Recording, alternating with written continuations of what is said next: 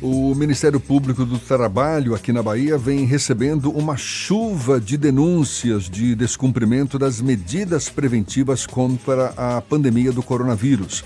Só no período de 17 de março a 10 de abril, o número de denúncias foi 90% maior do que no mesmo período do ano passado. O órgão participa desde ontem de fiscalizações conjuntas sobre medidas de prevenção ao coronavírus. A gente aprofunda mais o assunto e recebe agora, por telefone, o Procurador-Geral do Ministério Público do Trabalho na Bahia, Luiz Carneiro. Bom dia, Luiz. Bom dia, Jefferson. Bom dia, Fernando. Bom dia a todos que fazem e nos escutam na rádio à tarde FM. É um prazer para o Ministério Público estar prestando informações à sociedade. Luiz, essa fiscalização conjunta que foi iniciada ontem procura observar o cumprimento dessas medidas preventivas contra a pandemia com base em quais recomendações? Jefferson, o Ministério Público do Trabalho ele participou ontem de uma fiscalização interinstitucional. Não só o MPT estava presente, mas também a CETRE, a Secretaria de Trabalho, Emprego e Renda do Governo do Estado e a Superintendência Regional do Trabalho. A ideia era fiscalizar os cumprimentos das recomendações de cada instituição. No caso do Estado, da lei de máscaras, aquela lei que obriga os empregadores a fornecerem máscaras para os trabalhadores. O MPT tem suas recomendações e, como você muito bem colocou, ao longo desses últimos 30 dias, o Ministério Público do Trabalho vem verificando um incremento muito grande nas denúncias que chegam da sociedade, as informações que chegam à sociedade, à nossa instituição. Essa demanda, ela revela uma necessidade de proteção da sociedade por parte do Ministério Público do Trabalho. E nessas recomendações, que já somam mais de 1.850, Jefferson, nesses últimos 30 dias, se a gente comparar com o mesmo período anterior, nós temos uma média ali de 30 a 40 recomendações. Nesse momento, nós estamos com 1.850. É um incremento absurdo na atividade do Ministério Público do Trabalho, porque realmente o cenário da pandemia, que tem uma sensibilidade social, uma fragilidade social muito grande, ela requer uma pronta atuação dos órgãos de controle e não é diferente com o Ministério Público do Trabalho.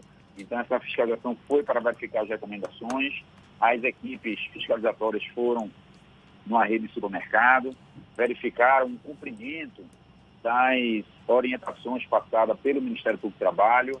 É importante que a sociedade ela entenda, Gerson, que temos que estar diante de um pacto social. Cada ator social ela tem que fazer seu gesto, tem que contribuir.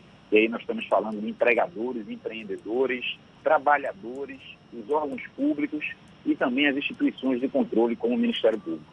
Cada um tem que fazer seu gesto para que nós evitemos um colapso social e tentemos minimizar os impactos da pandemia nas relações de trabalho. Tem havido algum tipo de punição, Luiz?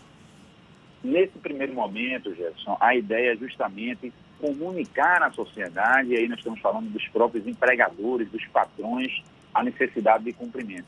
O Ministério Público do Trabalho, ele optou por agir extrajudicialmente no primeiro momento, por isso que nós expedimos um número grande de notificações recomendatórias.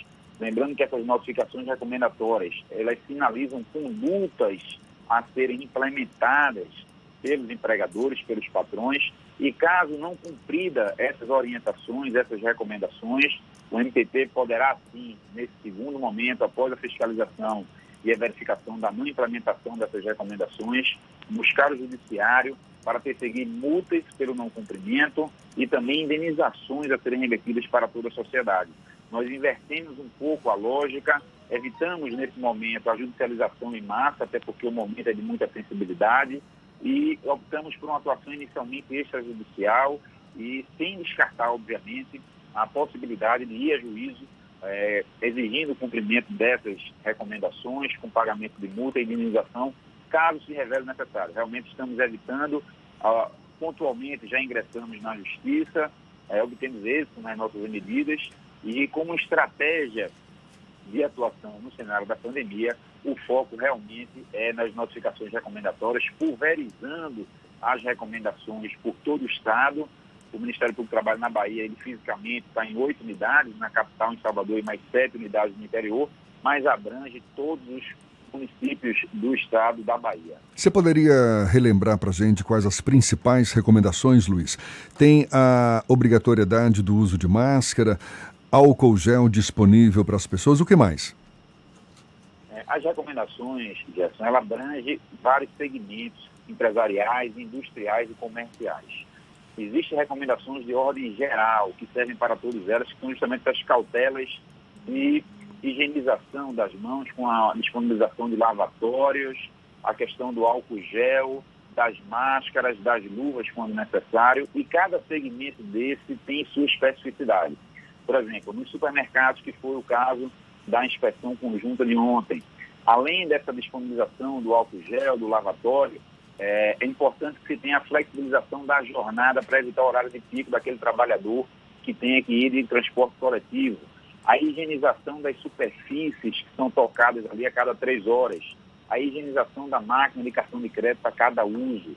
A necessidade de anteparo, que é aquela barreira de acrílico que você vê ali no caixa para evitar que as gotículas sejam transmitidas tanto do trabalhador para o consumidor, tanto como do consumidor para o trabalhador. Então, cada uma desses segmentos tem suas especificidades. Por exemplo, em relação ao telemarketing, que é um campeão de denúncia no Ministério Público do Trabalho nesse período do Covid-19. Na questão do telemarketing, fora também essas questões gerais, de ordem gerais, nós temos também a necessidade de ter uma ventilação no ambiente, porque o telemarketing, a empresa de telemarketing, como um todo, o ambiente ali, é um ambiente de muita aglomeração de pessoas. Então, nós temos que evitar essa aglomeração, buscando ali um distanciamento social. É preciso que não ocorra o compartilhamento de equipamentos, como telefones, fones de ouvido, teclados, para aqueles trabalhadores que estão na linha de frente ali do telemarketing. Há necessidade também da flexibilização da jornada e do distanciamento das baias, que ficam muito próximas, um trabalhador muito próximo do outro, e esse distanciamento com essa flexibilização da jornada e a concessão do teletrabalho, que é importantíssimo no setor de telemarketing, a implementação do teletrabalho, inclusive por força de um decreto municipal que determinava o piso mínimo de 30% em teletrabalho dos operadores de telemarketing, também contribuem para que a gente, com um distanciamento social, nós consigamos evitar a disseminação em larga escala dessa doença. Acima de tudo, Gerson, nós vemos sempre reforçando a ideia, é preciso bom senso e diálogo social. Trabalhador e patrão devem buscar construção coletiva de entendimento de alternativas. Nenhuma legislação está pronta para enfrentar uma pandemia. A legislação trabalhista não estava pronta, mas ela apresenta possibilidades e alternativas que podem ser construídas coletivamente, um diálogo social, com o uso do bom senso, entre esses atores que são tão importantes. Mais do que nunca, o capital e o trabalho tiveram que se aproximar para buscar entendimentos, porque preservar a saúde de um é preservar a saúde de muitos nesse momento. Luiz Carneiro, além do Ministério do Governo Federal ter editado algumas medidas provisórias que, de alguma forma, afetam as relações de trabalho, existem decretos estaduais e municipais que limitam algumas atuações. Você citou, por exemplo, o caso dos operadores de telemarketing aqui em Salvador.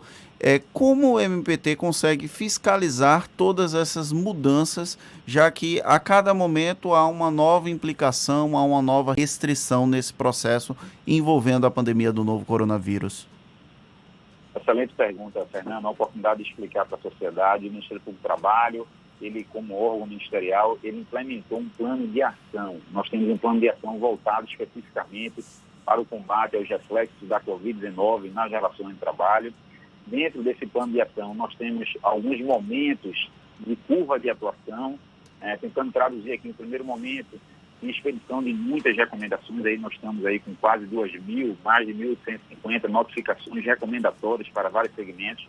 Um segundo momento de fiscalização do cumprimento dessas recomendações expedidas, que aqui eu registro, não é um favor que o Ministério Público do Trabalho pede, ele está expedindo recomendações para que sejam implementadas por esses empregadores e, no terceiro momento, uma judicialização, se necessário, e quando preciso, de uma forma muito enérgica pelo Ministério Público do Trabalho, perseguindo, e aí é o que nós buscamos evitar, porque quando o MPT ele vai a juízo, ele procura a justiça, ele procura com muita força, com muita energia, para que a correção daquela pontualidade seja de uma forma muito séria, inclusive com a busca de uma liminar, de uma medida preliminar ali, já no início do processo, para que a gente possa corrigir aquela conduta e colocar no trilho novamente aquela condução.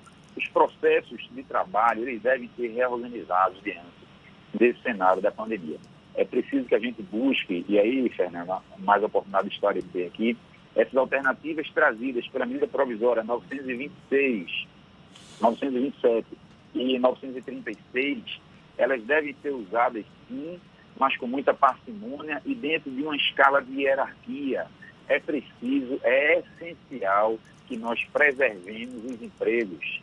A busca pela empregabilidade e renda, a manutenção da empregabilidade e renda é um gesto coletivo que deve ser de muitos e não só dos empregadores.